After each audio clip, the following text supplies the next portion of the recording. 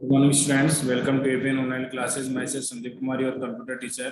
Let's start today computer science class. In last class, we have completed our chapter number second. So we have completed our three chapters. Chapter number 5, second and third. Chapter number 3 contain the Python language. In this chapter, we are study different types of data types, series, dictionary, etc. So today we are going to perform practical work of this chapter number 3. Let's start. In this chapter number 3, we have studied different data types, and that is number data type contain integer, boolean, floating, complex. After that, we have studied sequence data type, that is string, list, tuple, mapping in dictionary. Okay, students, so from today we are going to perform practical work for this data type, for starting from the string. Okay, so first we are going to start from the string data type. To start the Python language, first you have to click on the start button. After that, clicking on the start button, you have to find out the IDLE Python, and then double click on IDLE Python. It opens the IDLE Python window, that is command prompt window. In this video, we have to perform practical work. Just wait. Okay, sir. आपकी screen पे क्या होगा, जैसे आप IDLE को open करोगे तो आपके सामने इस तरीके की विंडो ओपन होगी। इस विंडो को ओपन होने के बाद में हम क्या करेंगे, यहाँ पे देखो आपको क्या हो रहा है, 3 एरर्स साइन हो रखे हैं। इसके बाद में हम लोग क्या करेंगे, यहाँ से अपना प्रैक्टिकल वर्क है वो परफॉर्म करेंगे। तो सबसे पहले हमें क्या करना है, इन दिस चैप्टर हम लोगों ने स्टडी किया था चैप्टर नंबर 3 में कि सबसे पहले स्ट्रिंग को हमें प्रिंट करवाना है। तो स्ट्रिंग को हम कैसे प्रिंट करेंगे, जिसके लिए हम लिखेंगे स्टेटमेंट हमें गिवन है str1 equal to hello friend, हमें स्टेटमेंट है वो प्रिंट करवाना है। तो हमने लिखा str1 equal to hello, str1 equal to hello friends, enter. और हमें क्या करना है, इसको प्रिंट करवाते तो हम लिखेंगे प्रिंट और इनसाइड द ब्रैकेट str1। तो हमारे पास आउटपुट होगा वो क्या होगा, हेलो फ्रेंड्स होगा। तो ये हो गया हमें स्ट्रिंग को प्रिंट करवाने का मेथड।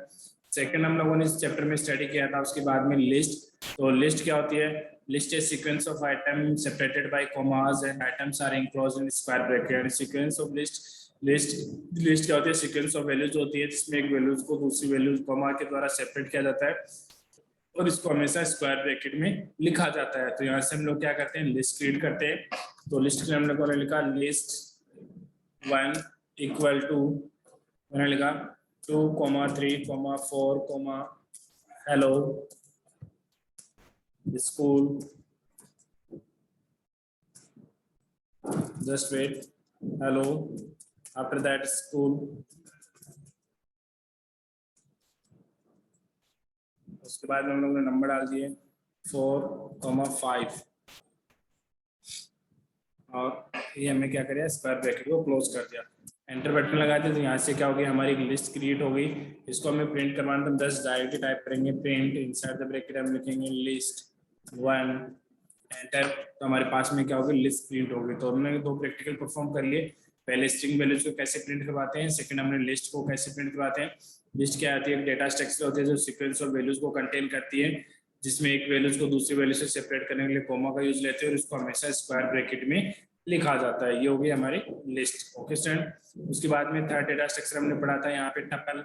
टपल क्या होता है, tuple is sequence of item separated by comma and items are enclosed in parenthesis. And tuple में क्या होता है, सीक्वेंस ऑफ वैल्यूज होती हैं, एक वैल्यू को दूसरी वैल्यू से सेपरेट करने के लिए कॉमा का यूज करते हैं और वैल्यूज को हमेशा किस में लिखा जाता है, पैरेंथेसिस में लिखा जाता है। बस इतना ही चेंज है लिस्ट और टपल में। तो हम यहाँ से हम लोग क्या करते हैं, टपल क्रिएट करते हैं। तो टपल के हमने लिखा tuple 1 equal to parenthesis start हो गया, लिस्ट ऑफ वैल्यूज हमारे पास में 2, 3, 4, फिर हमने लिखा हेलो, फिर हमने लिखा स्कूल, सेम वैल्यूज हम यूज में ले रहे हैं। फिर हमने टाइप किया 4, 5 पैरेंथेसिस क्लोज, एंटर। तो यहाँ से क्या होगा, हमारा टपल क्रिएट हो गया। हमें इसको देखने के लिए क्या करना होगा, इसको प्रिंट करवाना होगा। तो हम लिखेंगे print inside the bracket tuple 1 bracket close, enter. जैसे एंटर लगाएंगे तो हमारे सामने क्या होंगे, टपल्स की वैल्यूज हैं वो प्रिंट हो जाएंगे। तो ये हो गया हमारा टपल्स क्रिएट करने का मेथड। उसके बाद में नेक्स्ट था हमारे पास में mapping. In mapping we have studies dictionary. Mapping हम लोगों ने क्या स्टडी किया था, डिक्शनरी को स्टडी किया था। तो डिक्शनरी क्या होता है, की वैल्यू पेयर कॉम्बिनेशन होता है, यानी पहले की होती है उसके बाद में वैल्यूज होती है। और डिक्शनरी को हमेशा किस में लिखा जाता है, कर्ली ब्रेसिस में इसको लिखते हैं। Dictionary in Python holds the data item in key value pair and items are enclosed in curly braces, यानी की वैल्यू पेयर होता है, वैल्यूज को हमें किस में लिखते हैं, कर्ली ब्रेसिस में लिखा जाता है। तो यहाँ से क्या कहते हैं, डिक्शनरी में आते हैं तो लिखा dict1 equal to dict1 equal to curly braces start, सबसे पहले होगी की मैंने लिखा इंडिया कोलन, उसकी वैल्यू मैंने लिखा न्यू दिल्ली,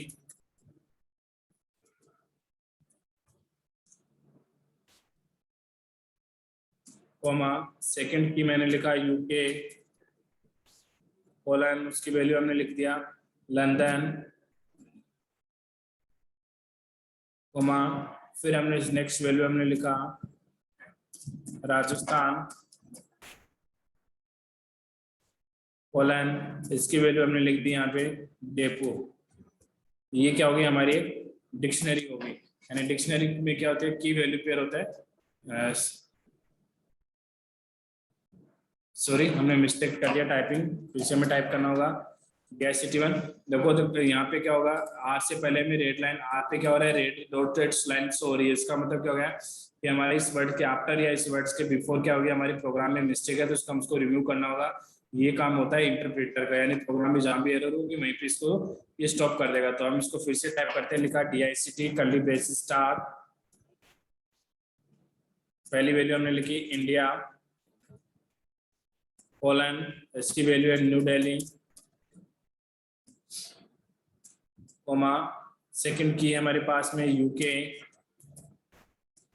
कोलन, इसकी वैल्यू हमने लिखा London,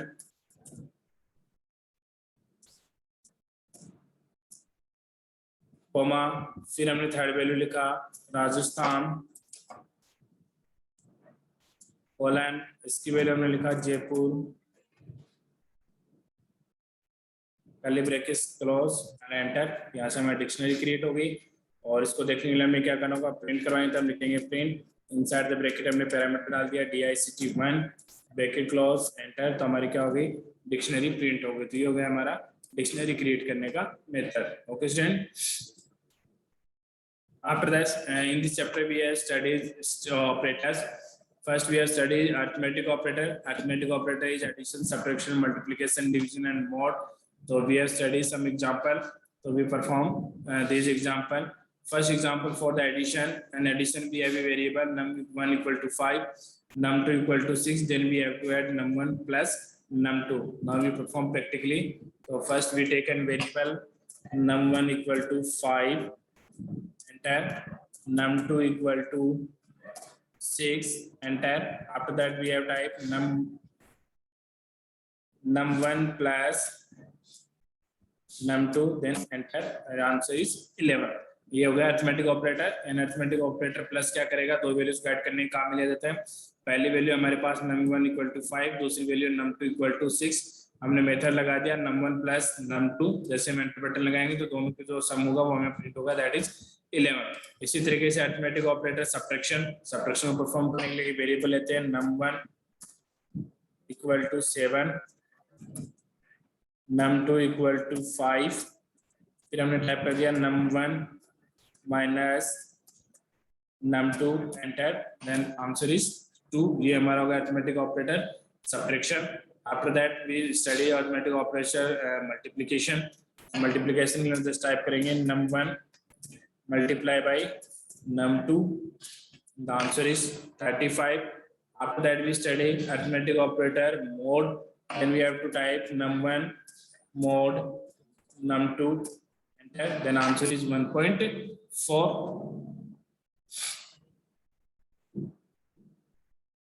division, and after that modulus division perform कर लिया हम लोगों ने। तो डिवीजन में हमने टाइप कर दिया num1 डिवाइड बाय num2, तो num1 को num2 से डिवाइड करेंगे तो आंसर होगा 1.4। After that we study mod, then we have to type num1 mod num2, then enter, the answer is 2। And in num1 में num2 का डिवाइड करेंगे, divide करने के बाद जो रिमाइंडर होगा दैट इज 2। ये हो गया हमारा मोड ऑपरेटर। और उसके बाद हम लोगों ने स्टडी किया था फ्लोर डिवीजन। तो क्या कहता है, divide the operand on the left by the operand on the right and return the quotient by removing the decimal part. तो हमें क्या करना है, फ्लोर डिवीजन हम अप्लाई करेंगे, तो इसलिए हम लिखेंगे num1 floor division num2 enter, तो इसका आंसर हो गया 1, क्योंकि हमारा क्या होगा, num1 को num2 से हम डिवाइड करेंगे तो आंसर आएगा 1.4। फ्लोर डिवीजन क्या करेगा, जो डिवाइडेड होगा उसमें क्या होगा, फ्लोटिंग पॉइंट वैल्यू को रिमूव कर देगा, रिमूव करने के बाद आंसर होगा उसको हमें शो करेगा। तो ये होता है हमारा फ्लोर डिवीजन। और लास्ट हम लोगों ने स्टडी किया था एक्सपोनेंट। एक्सपोनेंट क्या कर रहा है, raise the base to the power of exponent, यानी क्या करेगा, बेस की पावर को एक्सपोनेंट की पावर में इंक्रीज कर देगा। तो इसके लिए हमने लिखा num1 मल्टीप्लाई एक्सपोनेंट num2, तो इसका आंसर हो गया 16801। यानी इसने क्या किया है, num1 5 की पावर 6 को कैलकुलेट किया है।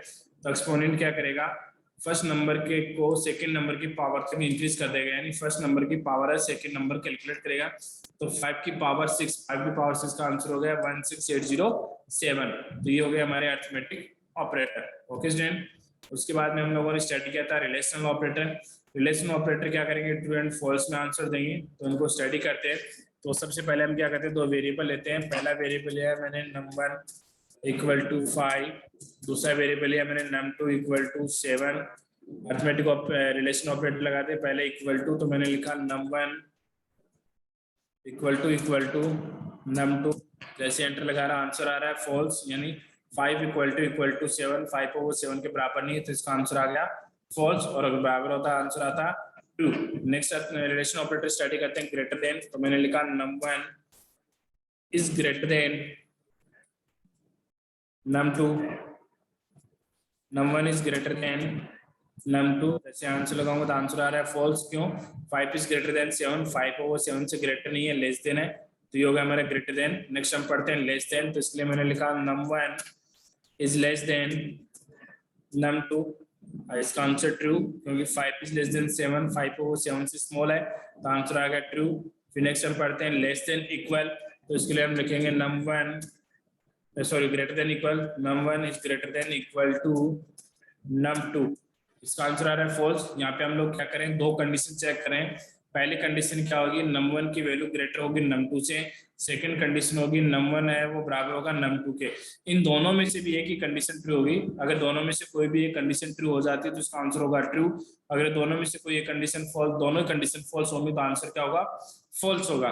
नेक्स्ट कंडीशन हम चेक करते हैं, लेस देन इक्वल टू। तो लिखा num1 is less than equal to num2, enter लगाएं तो आंसर इज ट्रू। क्यों ट्रू आ रहा है, क्योंकि num1 है वो लेस देन है num2 से।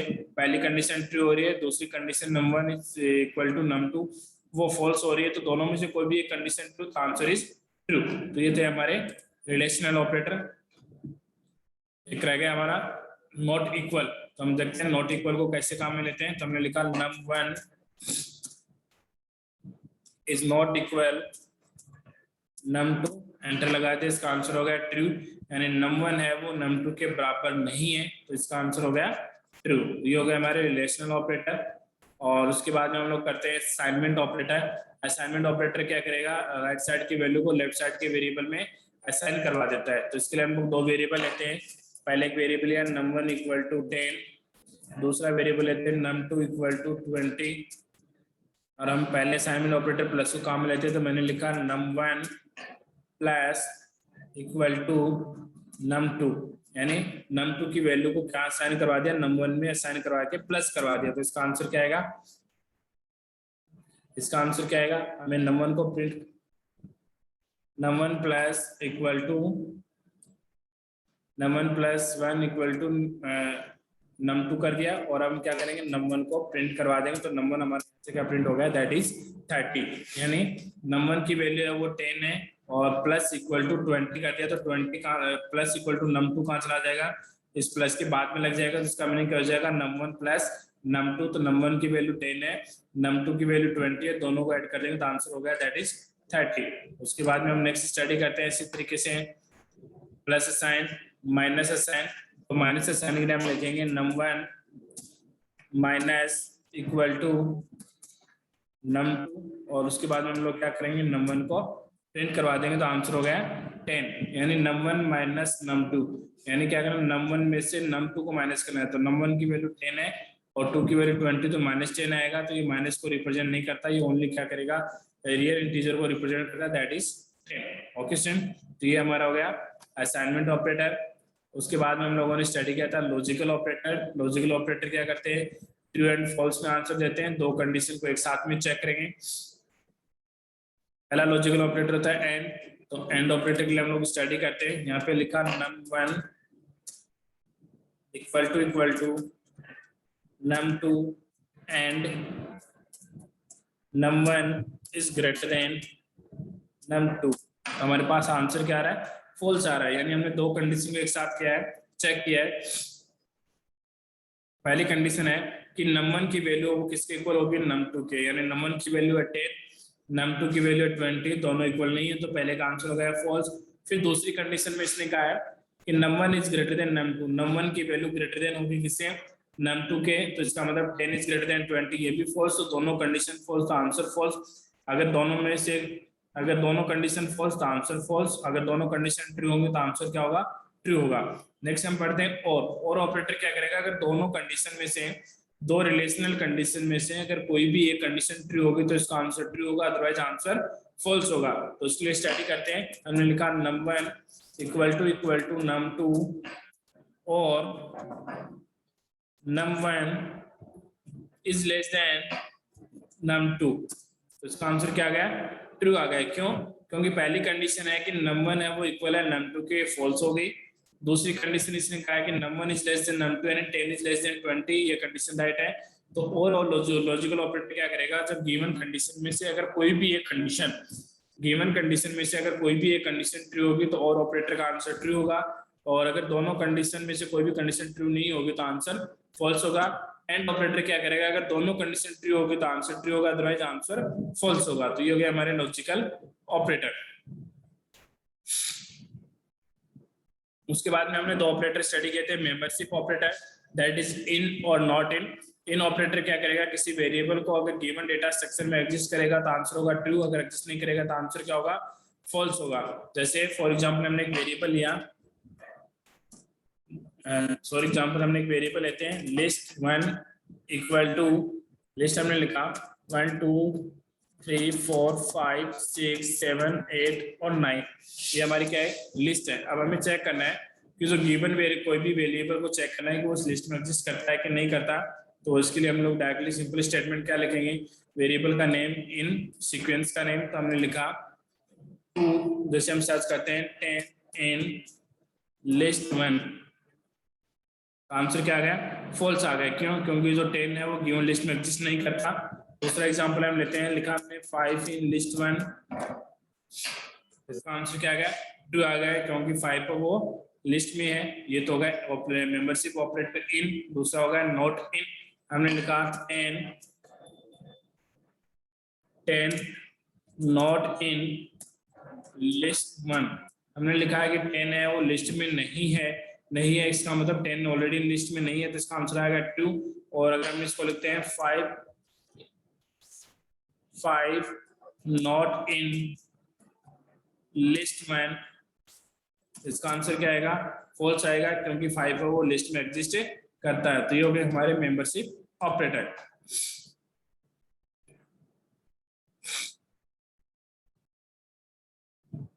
ओके स्टूडेंट, ये थे हमारे चैप्टर नंबर 3 के प्रैक्टिकल हम लोगों ने पहले स्टडी किया था। उसके बाद में हम लोगों ने एरर्स को स्टडी किया था। आज हम इसके बाद में हम लोग स्टार्ट करेंगे अपना नेक्स्ट चैप्टर, नेक्स्ट क्लास में हम लोग स्टार्ट करेंगे, that is chapter number 4। Okay student, किसी भी स्टूडेंट को कोई डाउट कोई प्रॉब्लम हो तो आप पूछ सकते हैं।